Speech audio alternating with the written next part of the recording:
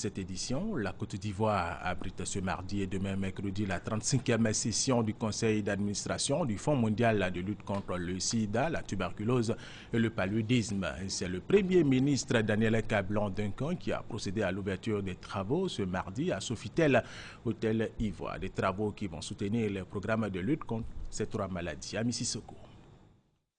Pour la première fois depuis sa création en 2002, un pays francophone abrite la 35e réunion du conseil d'administration du Fonds mondial de lutte contre le sida, la tuberculose et le paludisme.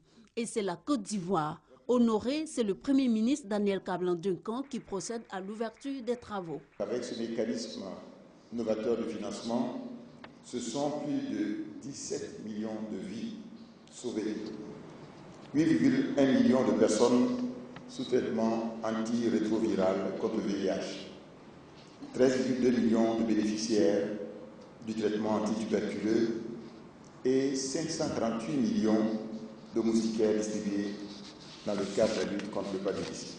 La Côte d'Ivoire, qui figure au nombre des pays bénéficiaires des financements du Fonds mondial, en tire bien sûr un grand avantage.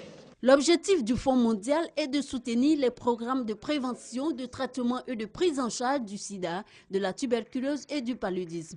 Le conseil d'administration compte renforcer les systèmes de santé et surtout impliquer les populations dans la lutte. On est ici pour représenter la solidarité avec les peuples ivoiriens après l'attentat.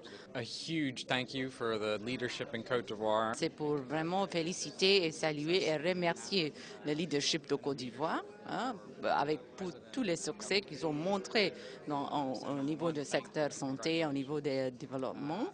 La deuxième chose, pour engager tout le peuple. L'objectif, c'est pour travailler avec le gouvernement, le secteur privé, les sociétés civiles, ensemble, en train de partenariat pour arrêter les trois maladies. Pendant 3 jours, les experts en santé du monde entier vont plancher sur des stratégies de lutte pour éradiquer ces trois pandémies d'ici à 2030. Un reportage